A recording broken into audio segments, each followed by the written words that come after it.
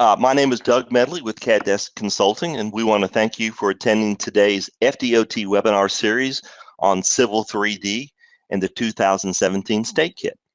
Today's topic is going to be cut and fill cross-section sheets.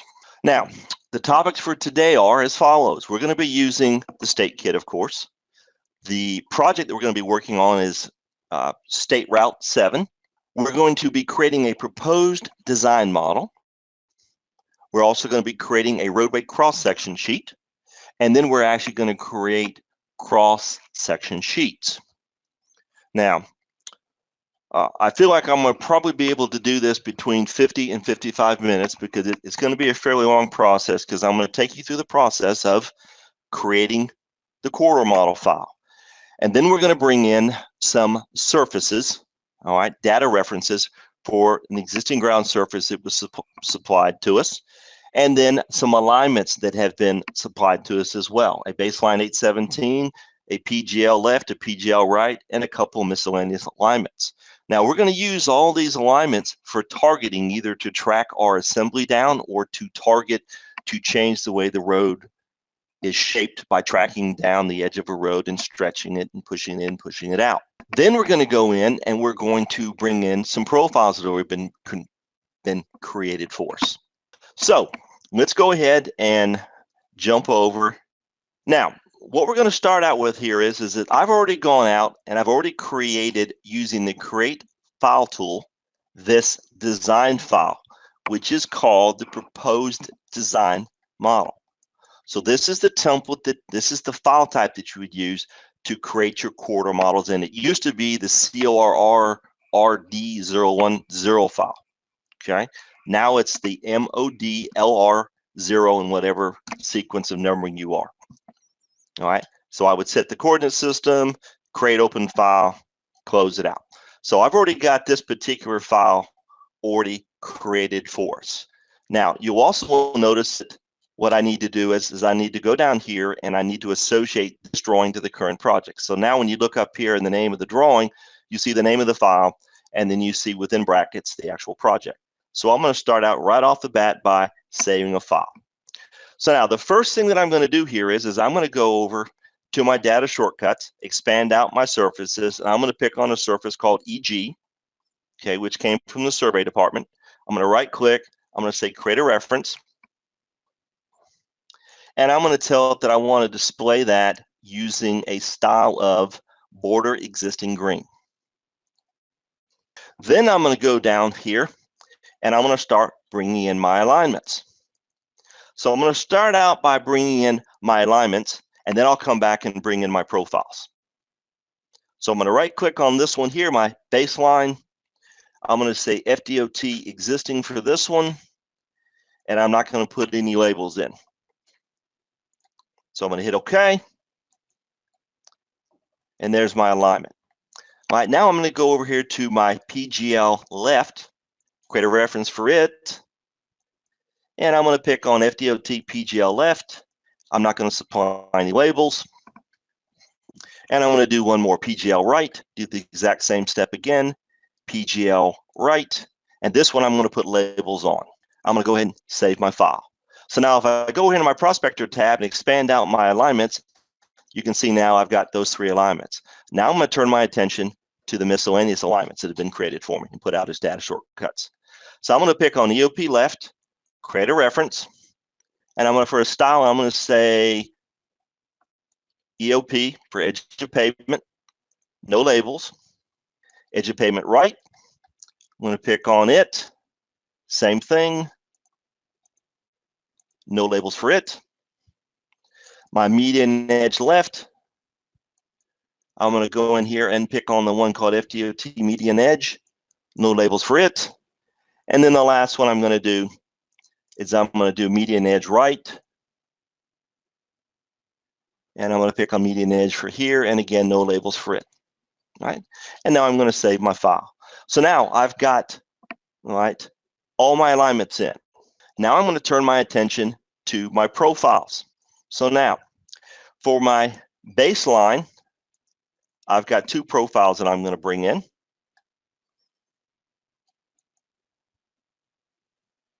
And I'm just going to say lane edge for here, no labels, create a reference for it.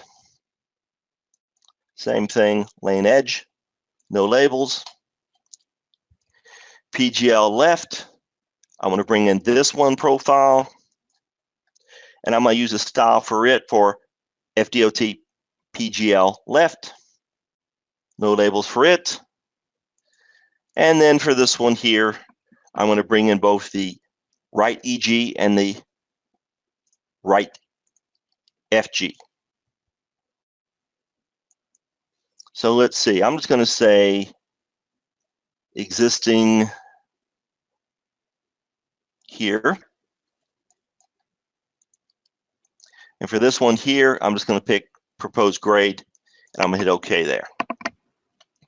All right, so now I've gone in and I've created all the profiles and brought those in as data shortcuts. So let's go back up here and kind of take a quick look under each of the centerline alignments. So here's my two profiles that are data shortcuts, and you can see the little icon that represents you're using data shortcuts or data references. So we'll expand this one out, got that one in, and then we'll expand out my right, and I've got those two profiles in. And I'm going to expand out my surfaces, and now you can see that I've got my existing grade. All right, so now my next step here is that I want to bring in my DSGN-RD design file, all right, that has all my existing line work. All right, to do that, I need to attach it as an XREF. So what I'm going to do here is I'm going to go to the Home tab. I'm going to go over here to my Layers panel, type in X, and set the current layer to XREF, because that's the layer that I want to put my XREF on. All right, Insert tab, Reference panel, attach a file, go to the roadway folder, and I'm going to attach my DSGN-RD file, hit open. I'm going to uncheck scale, insertion point, and rotation, and I'm going to bring it as an overlay. I hit OK.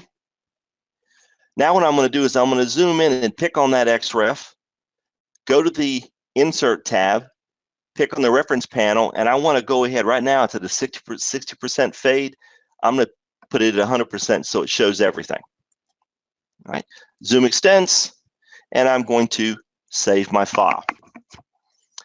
Okay, so now what I've done here is I've now attached my XREF. Now what I'm doing here is I need a little more piece of information, and so what I'm going to do is I'm going to take this file here and I'm going to overwrite the file that I just created, and I'll show you what I've done here. So now in this file, now I've got some additional pieces of geometry that I have some polylines that I'm going to use to target to. Okay, so now I've got everything in here that I need. I've got my surfaces, I've got all my alignments, I've got my profiles, I've got any geometry that I need to be able to target to when I'm going to create my corridor model. So my first step here is I'm going to create a profile view that's going to display, all right, components of my PGL right alignment and those two profiles for PGL EG profile and PGL FG profile. So I'm going to create a profile view, set some values up in there, all right, and then the end result is going to be something that looks like this, and I'm going to add some labels. Okay, so here we go. So Home tab, Profile section panel, Profile views, create a profile view. First thing I have to do is select the alignment, PGL right. All right, what style do I want to use? So I'm going to use the FDOT 40, pick the down arrow, and I'm going to say grid on. I can always go back and change it later, but right now I want to see the grid. So I hit next. All right, specified range. Okay, this is where I'm going to go in and I'm going to tell it either by picking on the screen or I'm going to tell it how much I want to sample. So I'm just going to go in here and I'm going to type in 8500.00. That'll give me 85 plus plus. And then I'm going to type in 9600.00, and I'm going to hit enter. So now I'm saying I'm going to start at station 85 and I'm going to end displaying at station 96 plus 00. All right, hit next. Okay, I'm going to put a little padding in here in the profile view height. I'm going to say I want to be at minimum at 4 feet and maximum at 12 feet. Okay, I'm telling it what profiles I want to display in there, and I'm telling them what styles that I want them to be displayed at. All right. Now I'm telling it the band set. Now what I've got to do here now is I've got to go in here, and because I'm using existing and finished ground, so I'm going to change this profile to the FG profile. I'm going to hit next again. I've run out of next buttons, create the profile view. I'm going to kind of place it off to the right of the area of interest. Remember I said start about 85, so I'm going to pick a spot about here. And there's the profile view. Now, the last step that I'm going to do is I'm going to select on this proposed, my FG profile, right click, edit the labels. You notice I don't have any labels, import a label set. I'm going to use the FDOT design 10 vertical above, hit OK. And now what it's doing is it's going to actually label using all these different label styles. I'm going to hit OK. And now I've applied my labels to that particular profile view. So I'm going to save my drawing. All right, so now I've got everything that I need now. The next thing I do is I've got to create my assemblies. Now, what I'm doing here is that another designer engineer had already developed the assemblies for this particular project based upon the design constraints for the project. So we have two assemblies, one called State Route 7 Median, the other one called State Route 7 Typical, which you see here. They were created by using tools that are out of the tool palette for the FDOT sub-assemblies. We created an assembly marker and we started building the assemblies up. Okay, so what I'm going to do here now is that to shorten things up, is I'm going to go do an insert, my block, go to browse, go to here, hit open. There we go. Insertion point on the screen, scale, rotation. Zoom in. Now you'll notice over here that I don't have any assemblies. As soon as I pick on this and I explode it, which is right here, now you'll see I've got my assemblies. Now I'm going to do just a little bit of cleanup work here. Let's go to the properties, and I'm going to get rid of the name here, and I'm going to put a dash in between it. And I'm going to do the same thing for this one. Properties.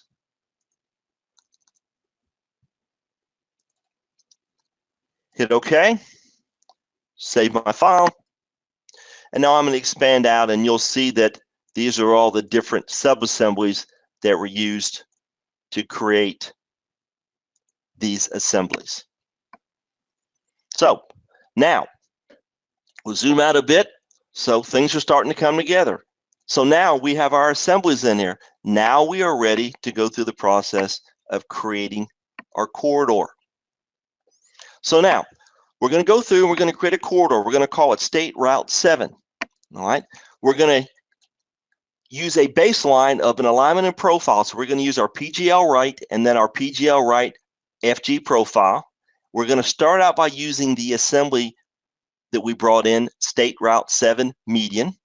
And then we're going to target to an existing ground surface. Make sure that you have the little checkbox in there. That way we'll open up the corridor properties dialog. Now, once we get that up, we're going to go in and we are going to add another region below the median, and we're going to call it typical. All right, and then we're going to assign an assembly to it. And then we're going to go in and tell it where do we want the median to start and stop, where do we want to start applying the assembly for typical, where do we want it to start, and where do we want to stop. Now, once we have that done, we have to go through on both of those regions and set the frequencies. So on the median frequency, we're going to set some values and we're going to add some additional sampling points. For the typical, we're just going to set everything up at 50 and leave everything. Then we have to go through, and this is where the corridor model starts working. We've got to go through and we've got to start setting up our targets. All right. So what do we want to target to? So if you'll notice in here, we're targeting to our surface. We've got an edge of pavement, right alignment. We've got a median edge alignment. We've got a PGL left alignment and EOP left alignment. Okay. Then over here on the typical, we're going to actually be attaching to that polyline. Remember the polyline that I showed you that I brought in. All right. And then we have a couple other targets. Once we have that done, then we go through and we go to the codes tab and we tell it what code set style that we want to display. And if you remember last week, Brian did a great job in taking you through how all these different code sets work. All right, so we're going to apply a code set style. We're going to do that both for the codes tab and for the feature lines tab. Okay. Once we have that done, we're going to take a look at what we've got. All right, so let's jump back into the file. All right, so we're going to go to the Home tab. In the Home tab, Create Design panel, we're going to pick on Corridor. And we're going to call the corridor State. There's that typing issue I have. Route 7. All right, Alignment and Profile.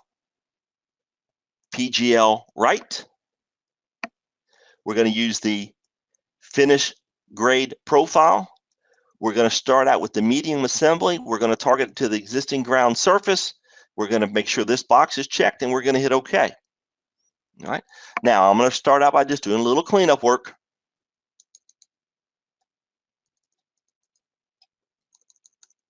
Okay. So that looks good. Now, I'm going to add an additional base region. I'm going to right-click over this, and I'm going to pick Insert a Region After. And this one, I'm going to use the assembly. And I don't think it did what I wanted to do, so let's try it again. Region after. There we go. Typical. Okay. I do a little cleanup here. All right. Now, without doing anything else, all right? All right. My assemblies are tracking along this alignment using this vertical baseline, my profile. All right. It's going from the beginning to the end right now. I'm going to hit OK, and you can see that I've got a bunch of errors in there. So what I probably need to do, all right, is I'm going to go ahead and tell it where to start and where to end. Now, to make it easy here, I'm just going to type in the values. So it's going to be 86, 37.67. All right, so it types in as 86 plus 37.67. I'm going to end at 90, 63.14. So that's where my median, all right, assembly is going to start and stop. All right, then I'm going to type in 90, 63.14. All right, that's where I want to start the typical assembly, and then I want to end it at 94, 40.23. All right. Now I hit OK. I'm going to rebuild the corridor. It's going to throw a bunch of things because there's a lot of things that haven't been finished up yet. All right. I'm going to zoom in, and you can see that I've got the start of my corridor model, but there's a lot of work still to do. So now I'm going to go over here in my Prospector tab, my corridors, pick on my corridor State Route 7, go to Properties, go to Parameters, and now I'm going to turn my attention to my frequency for both the median and the typical regions. So we'll start out with this one. And I'm going to start changing my increments that I want to sample from. So I'm just, for this example, I'm just going to do 50. Okay. I'm not going to sample any horizontal geometry points. Right. Vertical curve is going to be 50. And I am going to sample at vertical, but I'm not going to sample at high-low points. Okay, and I'm not going to sample either of these two. So I'm just picking and hitting no. Okay, now I want to add some additional sampling. Now I'm going to pick here, and now I could pick where I want to add those additional sample points, but I've got some specific points that they've said that they want to sample. So I'm just going to type in 88, 63.14. 28. Hit enter, and I'm going to type in 8964.17. Hit enter to end the command, and now there's my additional sampling points. So I'm going to hit OK. Now, I'm sure some of you about this point is saying, is there a document that we can follow along with? At the end of this webinar, I'll send up, and when they post the video of the webinar, they'll also post that document that you can follow along with. All right, so now let's go over here and turn our attention to the typical. All right, this one's going to be a little bit easier. 50. 50 for our increments.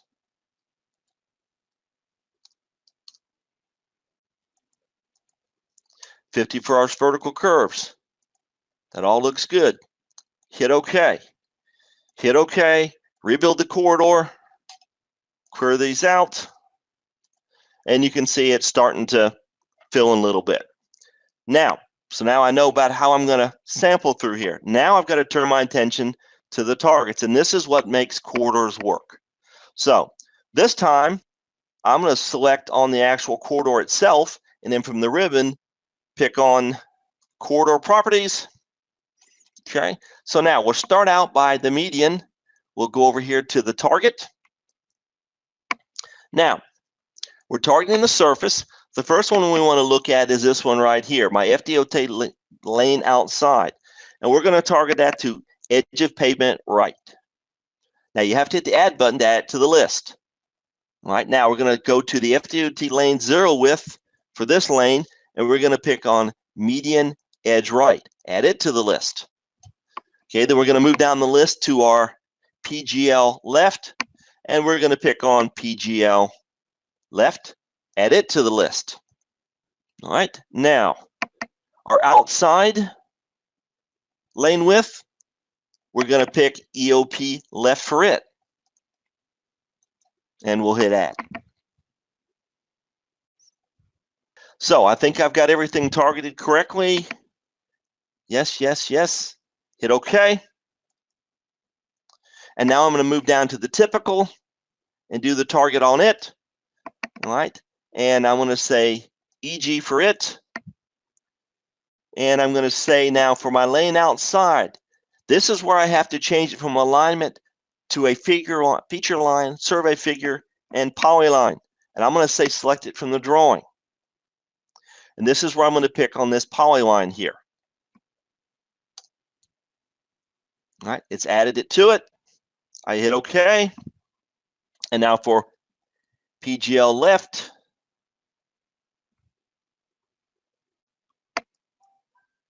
change that back to alignments. And I'm going to pick on PGL LT. Add it. For my lane outside, it's going to be edge of pavement left.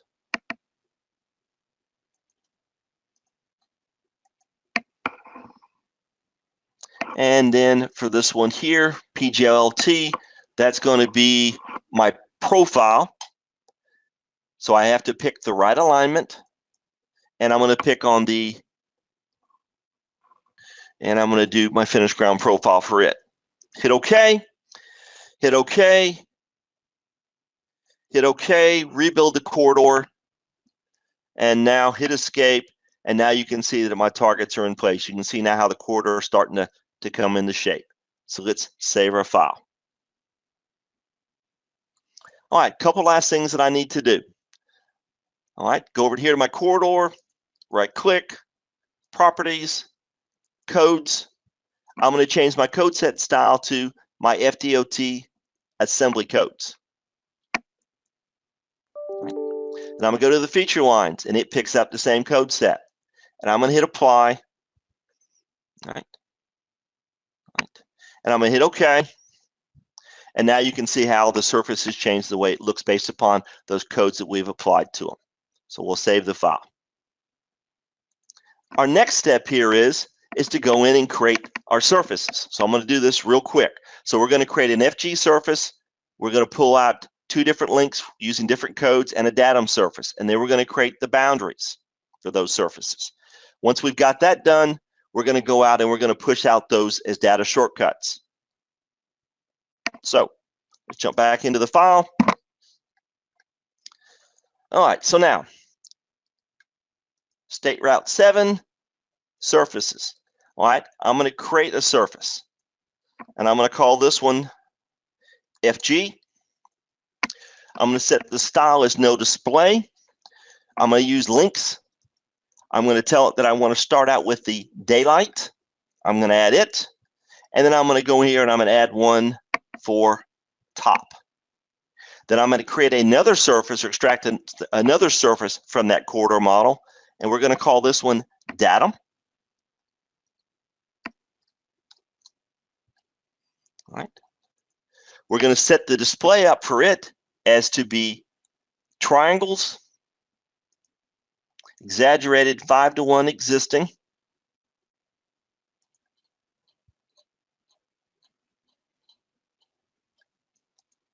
All right. Then we're going to tell it what code, and we're going to pick from here datum, and we're going to add it. All right. And this one we're going to set up here. Now we're also going to go and toggle the switch on called overhang correction. And what that does is it just makes sure that it's always connecting to the bottom links. All right. I'm going to hit apply, and I'm going to rebuild the corridor in the background. Now I'm going to go over here to the boundaries. All right, for FG, I'm going to right click, and this one I'm going to say add automatically, and I'm going to tell it to use the daylight lines as the boundary. Okay. Now, then I'm also going to tell it to hide the boundary. Now for the datum, I'm going to right click, and I'm just going to use the corridor extents. All right. Again, I'm going to hit apply, rebuild the corridor, hit OK, save my file. So now, if I look up here, now I've got two new surfaces, one called datum and one called FG. So now, I need to make this information available to me when I want to start to create my cross-section sheets. So what I would typically do after I save my file is I'll go down to data shortcuts, I'll right-click, and I'll say create data shortcuts. And then I'm just going to pick what I want to push out as data shortcuts. And then they will then show up underneath our data shortcut list. Now, I've already created those, so I'm not going to push these out. So I'm going to hit cancel. But you'll see now that I have the datum in the FG surface out there, and I also have my corridor model. All right. So save my file. So now I've now got everything that I need. I've created my corridor model. Now I'm ready to start creating my cross sections. So I'm going to jump over here to a different drawing. So now I have gone out and I've already created this roadway cross section sheet using the create file tool. All right. The first thing I need to do is, after I've created the sheet and associated to the project, is I need to do some data references. So I'm going to bring in my EG and my datum surface that came from the corridor model. All right. Once I've got that done, all right, I'll take a look at what I've brought in. So here we go. So I'm going to go down here to surfaces. All right. I'm going to start out by doing my EG surface first. All right. I'm going to pick create a reference. All right. On this one here, I'm going to pick border. Mouse is a little sensitive this morning. Border green. Hit OK. There's my existing surface. All right, now I'm going to go over here to my datum surface, right click on it, create a reference to it, and I'm going to use a border proposed blue on it, hit OK, and there we go. So now I've got those two surfaces in here. Now, the next thing that I need to do is I need to bring in a couple of alignments that are data shortcut references. So I'm going to bring in my data shortcut for my baseline 817, and then I'm going to bring in my PGL right, but at the time I do it, I'm also going to bring in my finished ground profile at the same time. So we'll go through that process. So go down here to do alignments, center line alignments. I'm going to right click on this one, create a reference. It's going to be FDOT existing, no labels. Hit OK. All right, now I'm going to expand out my PGL, right? Expand out my profiles, and I'm going to bring in the profile. I'm not going to draw a profile view, but I am going to bring the profile in. I'm going to right click on it. All right, so there's my alignment. There's the profile I'm using. Here is going to be the style that I'm going to bring in, and I'm not going to put any labels on here either. And I'm going to save my file. All right, now, just because this is a new feature in 17, I want to show you that you now can create a data reference for a corridor model. So I'm going to go ahead, even though we're not going to use it, I'm going to bring it in so you can see what it looks like and the steps to do it. So I go down here to my data shortcuts, corridors, State Road 7, right click, create reference. Here it is. Here's the style. And it's going to bring in these baselines. Hit OK. And now when I zoom in, you can see now that it's brought in my my corridor model. So I'm going to save my file. All right, now my next process is that I have to create sample lines to tell the software where do I want to cut my cross sections through. So to do that, I need an alignment, and then I need to tell it what to sample. So I'm going to sample EG and FG. I'm not going to sample the corridor model. All right. Then I'm going to tell it how I want to create those. I want to do by a range of stations. And so I'm going to tell it by setting this from true to false, that where do I want to start? Where do I want to end? How wide is the swath from the center line on the left and the right? I'm going to go 100 feet in either direction. Right? I'm going to sample every 50 feet, both for tangent curves and spirals.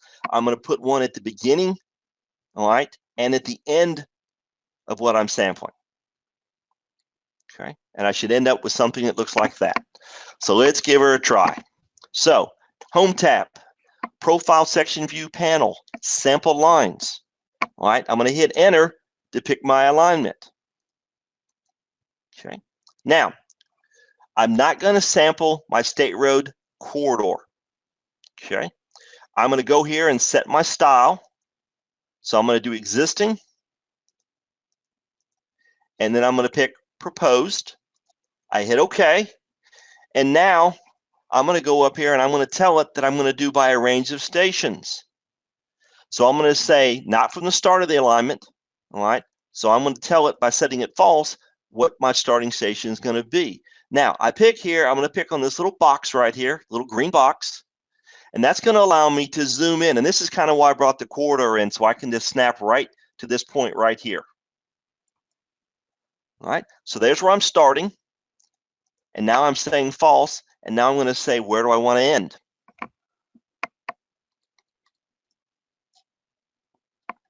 So I'm going to end right here. Okay, so I've said start here, end here. I'm not 100 foot to the left, 100 foot to the right. All right, I'm going to go 50 feet on tangent curves and spirals. I'm going to put one in the beginning at the range start, and I'm going to put one at the end. So it's going to put a sample line at this station and a sample line at this station. So I'm going to hit OK. Now you'll see the red sample lines show up. I am still in the command. It does not label the sample lines until I hit the Enter key. Now I've got my sample lines in there. All right, so I'm going to save my file. Now, if I go over here in my Prospector tab and I expand out my alignment, my PGL right alignment, I expand out my sample line group that I just created. Underneath there, you'll see that it lists all of the sample lines. So if I was to pick on any one of these sample lines and right click, I could zoom to that particular sample line. Okay, so you can see that when it creates a sample line group, it puts it underneath the alignment that that sample line group is associated to it. Okay, so let me zoom out here, save the file one more time. So now we've got our sample lines.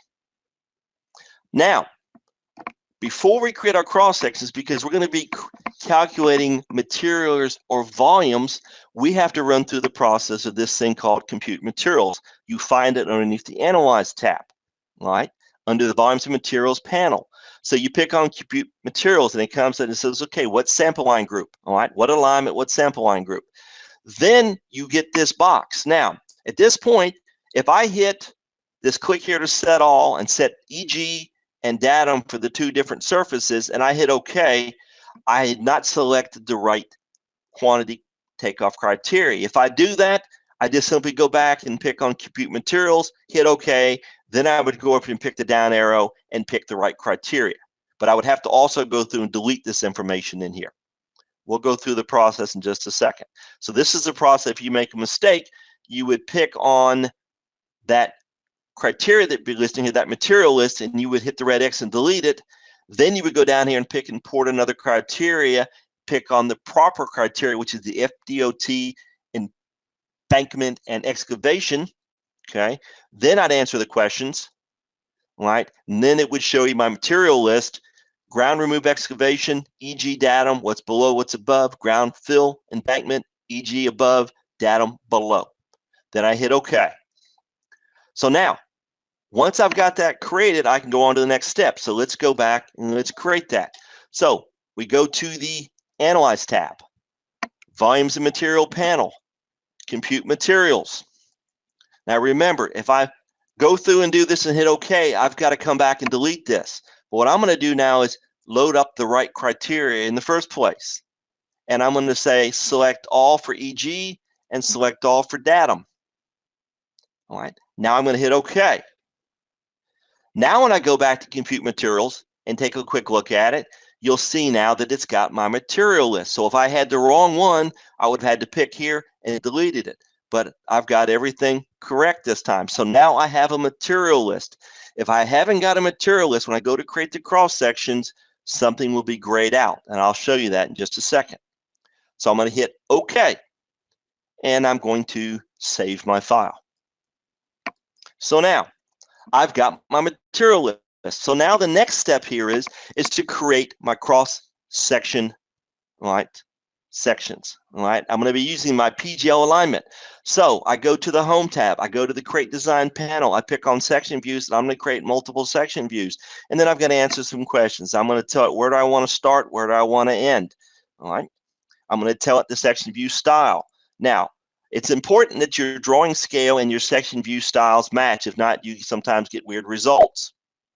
Once I've got that done, I have to go in and tell it which template that I want to use for the cross-section sheet. So I pick on the ellipse symbol. Then I have to go find the proper sheet. When I find it, I hit open, and then from that sheet, I pick the layout tab that I want to use to place my cross-sections in. All right. Once I've got that done, all right, then I go through and I say the default swath is okay, the elevation range is okay. Then I tell it, what do I want to draw in there? I tell it what label set to use if it has already been set, and then I tell it what style to display. All right, now, when I get into this box here under the Create Multiple Section Views, I want to make sure that I've got the right surfaces set up, EG for surface 1 and datum for surface 2. Okay, now this is the one that's important. Now, remember I told you that if you do not create that material list and you go to create your cross sections, because we're extracting out volumes, this is grayed out. All right. So if this is grayed out, you can't do the next step. If it is available to you, then you tell it total volume, you pick from the list this table style that you want, you add it.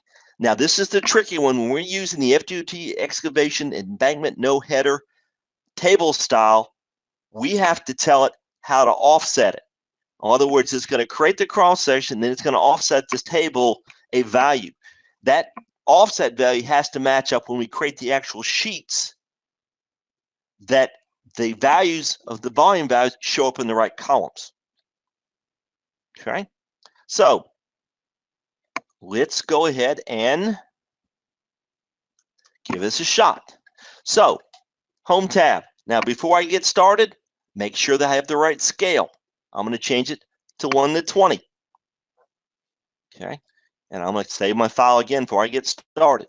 Now, I'm going to go over here to the Home tab, Plan and Section View tab, Section View panel, Create Multiple Views. Here's my alignment.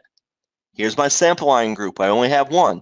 I'm going to set a user specified. Now, what I'm going to do is I'm going to say I want to start. Here's where I want to start, and I'm just going to snap to the end point of that first sample line. So I've defined where I want it to start my cross sections. And I'm going to pick this box here and go to the opposite end and do the same thing again. And I'm just picking some known points. All right, so I'm going to leave the section view name, section view style. How do I want my section view displayed? I'm going to use a 20 horizontal, 10 vertical, 2x. Hit next. Now, this is where I've got to go and set up my cross-section sheet. So I pick on the ellipse symbol. All right, it says drawing template file name. I pick on the ellipse symbol again. It brings me to the template folder. I pick on the sheets folder.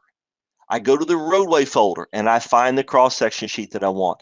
I'm going to pick on the FDOT one, the SHXS-C1EW2.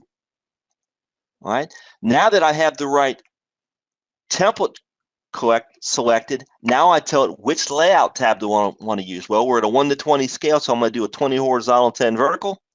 All right, that looks good. Group plot style, I'll leave it at the FDOT group plot. Hit next. All right, I'm going to leave the offset, the swaths, left and right is fine. Elevation range, I'm going to leave it alone. All right, hit the next button. All right, here's what I'm going to draw. If the label set, here's the style. For right now, I'll leave these two alone. Hit next. Remember, I have to change this for surface 1, surface 2.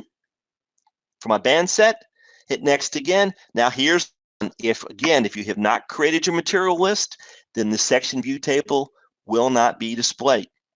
So I'm going to pick the right table style, FDOT excavation embankment. Okay, then I have to add it. Everybody forgets that step. They just pick it and then they hit create section views and they don't get what they want. You've got to add this to tell it to do it. All right, and see, here's where it says style, and here's that material list that we just created for the cut and fills. Okay, now our offset, I'm going to type in 2.5 and I'm going to leave the Y offset at 0. So we've come to the end of the journey here. We're going to say create section views. All right, I'm going to zoom out and it says, all right, where do you want to place your cross sections? I'm going to pick a spot right here, save my file, and you can see now that it's gone in. Now, what this has done is it's using that layout tab, and this is what you're seeing for each one of those cross sections. So right now there is no grid. You can see that I've got my cross sections in there being displayed, and I can display them using different styles, right? And then here's the volumes that we're calculating at each one of those stations. Okay, so I've now got my cross sections created. Okay, save my drawing again. Once I've got those created, now I get to actually create the physical cross-section sheets. And to do that, I go to the Output tab. And I go to the Plan Production panel and I pick on Create Sheets. There, I tell it the alignment, the sample line group, and the cross-section view group. Right? And that's those cross-sections that we just created. Right? Then I can go in and possibly, I tell it how I want the layout name to be created. And in this case, I'm going to go through and just do a little modification to it. Right? Then I'm going to create a new sheet set, and I'm going to tell it where to place that sheet set. Okay. When I'm done, I hit Create Sheets. And then when I do that, it says, okay, your drawing must be saved. So I pick on the OK button. All right. And then when I'm completed, you'll see the sheet set manager will pop up with the sheet set that I just created with my section view group and the cross sections that I created. I also can look down here and it's created in that RDX, RD0, whatever file, it's created all of the different layout tabs for me. So let's go back over and give this a shot. So we're going to go to the Output tab. We're going to pick on Plan Production panel, Create Sheets. Here's the alignment, here's our sample line group, and that section view group is what you're seeing right over here. Right, I'm going to go over here to my layout name, and I'm going to delete everything, and I'm going to say that I want to start out by using the parent alignment. And I'm going to insert it, put a space and a dash and a space. Then I'm going to say that I want to add my sample line group next. I'm going to insert it, a space and a dash and a space. And then I'm just going to insert the counter. And the next counter is going to start at 1 and increment of value of 1. So hit OK. Now I've placed it. Now my sheet set, I'm going to give it a name of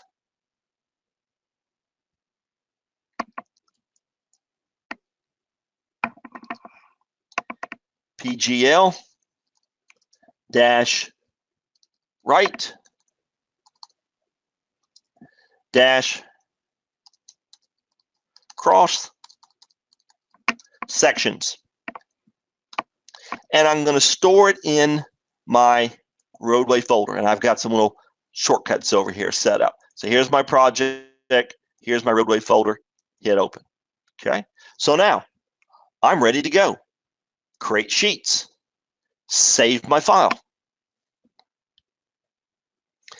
Not sure what happened there. Evidently I had a problem creating the sheet set. So we'll just have to say that normally it comes up. Let me go out here and do a file open and see if I've got one out here in the roadway folder. Let's do another one here. There we go. All right, there we go. There's my sheets. All right, so now let me just double click down here. And now what you see here now is that you see now that it's created all those different cross sections for us. All right, it's created layout tabs in the current drawing, and it's created a new sheet set that has all these different sheets in there. And now you'll notice that when we created that X offset spacing, our volumes are lining up in the correct column the way they're supposed to. So that's probably the trickiest thing when you're working with it, is getting that setting to line up the way that you want it to be. So there we go. So I'm going to close out my sheet set, and I'm going to save my file. So what did we cover today? We used the FDOT 2017 Civil 3D State Kit. We worked with a data set from State Route 7 project. We created our proposed design model, which was the MODLRD0 file, which is what we used to create our corridor model in. We then created and then we exported out of that corridor model our two surfaces and our corridor as data shortcuts. We then created our cross-section sheet, the RDX SRD file. And from there we imported in those two surfaces that we put out from the corridor model and the actual corridor itself. And then we went through the process of creating our sample lines, creating our material list for our volumes. We then created our cross sections, and then we created our cross section sheets. So that's the process that you would go through to create cross section sheets. You have to have your design model, you have to have your cross section sheet, and those are the steps that you would have to go through. So in saying that, thank you for attending today's webinar. Again, if you have any questions, you can contact me at 850-261-2585.